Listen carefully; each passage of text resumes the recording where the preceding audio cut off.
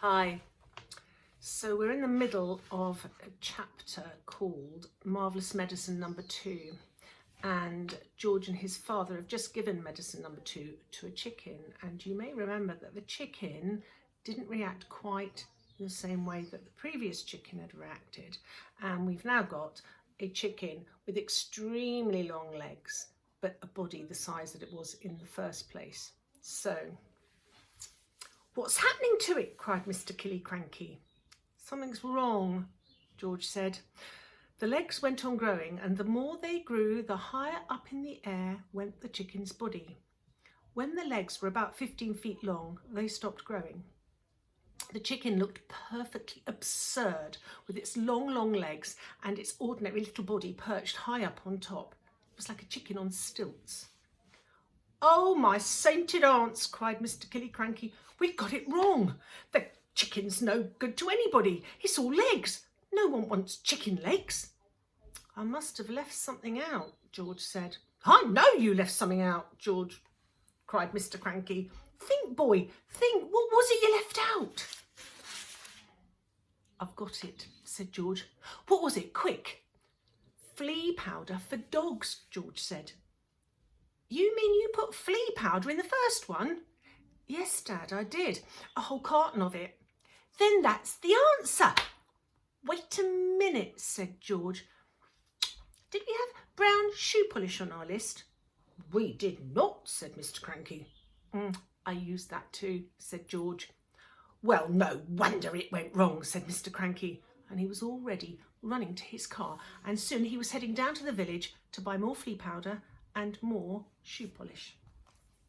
That's the end of that chapter, and we're now on to the chapter called Marvellous Medicine number 3. "Here it is," cried Mr. Killycranky, rushing into the kitchen. "1 carton of flea powder for dogs and 1 tin of shoe polish. Brown." George poured the flea powder into the giant saucepan. Then he scooped the shoe polish out of its tin and added that as well. "Stir it up, George," shouted Mr. Cranky. "Give it another boil. We've got it this time. I'll bet we've got it." After Marvellous Medicine number 3 had been boiled and stirred, George took a cupful of it out into the yard to try it on another chicken. Mr. Cranky ran after him, flapping his arms and hopping about with excitement. "Come and watch this one," he called out to Mrs. Cranky. "Come and watch us turn an ordinary chicken into a lovely great big one that lays lovely great big eggs, just as large as footballs."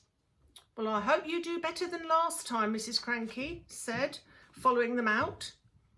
"Come on, chicken," said George, holding out a spoonful of Marvellous Medicine number 3. "Good chicken. Chick, chick, chick, chick, chick. Here, have some of this lovely medicine." A magnificent black cockerel with a scarlet comb came sweeping over to them. The cockerel looked at the spoon and it went peck. "Cock-a-doodle-doo!" squawked the cockerel, shooting up into the air and coming down again. "Watch him now," cried Mr. Cranky. "Watch him grow. Any minute he's going to start getting bigger and bigger." Mr. Killycranky, Mrs. Cranky and little George stood in the yard staring at the black cockerel. The cockerel stood quite still. It looked as though it had a headache. "What's happening to its neck?" Mrs. Cranky said. "It's getting longer," George said. "I'll say it's getting longer," said Mrs. Cranky. Mr. Cranky, for once, said nothing. "Last time it was the legs," Mrs. Cranky said. "Now it's the neck. Who wants a chicken with a long neck? You can't eat a chicken's neck." It was an extraordinary sight. The cockerel's body hadn't grown at all, but the neck was now about 6 feet long.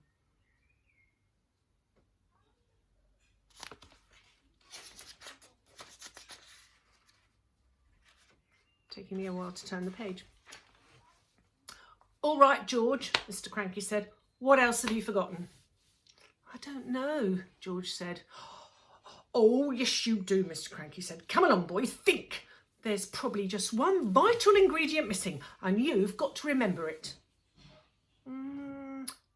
I put some engine oil from the garage, George said.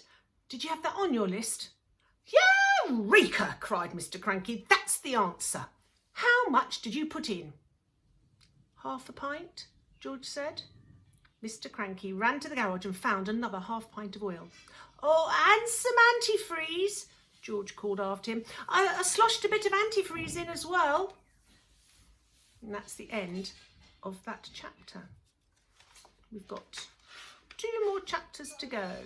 I might just carry on with Marvellous Medicine number 4 now. Back in the kitchen, once again, George, with Mr. Cranky, watched him anxiously tip half of a pint of engine oil and some antifreeze into the giant saucepan. Boil it up again, cried Mr. Cranky. Boil it and stir it. George boiled it and George stirred it. You'll never get it right, said Mrs. Cranky. Don't forget, you don't just have to have the same things, but you've got to have exactly the same amounts of those things. And how can you possibly do that?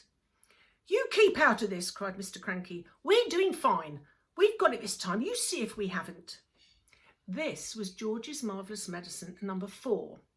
And when it had boiled for a couple of minutes, George once again carried a cupful of it out into the yard. Mr. Cranky ran after him. Mrs. Cranky followed more slowly. You're going to have some mighty queer chickens around here if you go on like this, she said. Dish it out, George, cried Mr. Cranky. Give a spoonful to that one over there. He pointed to the brown hen. George knelt down and held out the spoon with the new medicine in it. Chick, chick, he said, try some of this.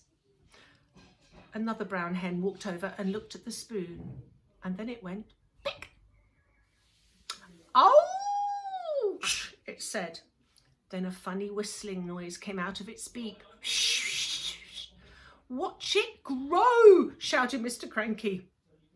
Don't be too sure, said Mrs. Cranky. Why is it whistling like that? Keep quiet, woman, shouted Mr. Cranky. Give it a chance. They stood there staring at the brown hen. It's getting smaller, George said. Look at it, Dad. It's shrinking. And indeed it was.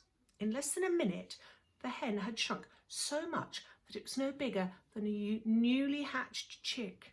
It looked ridiculous.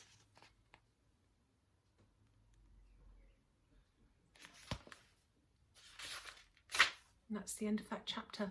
And the next chapter is going to be our last one. It's called Goodbye, Grandma. So we'll read that next day. Okay, bye for now.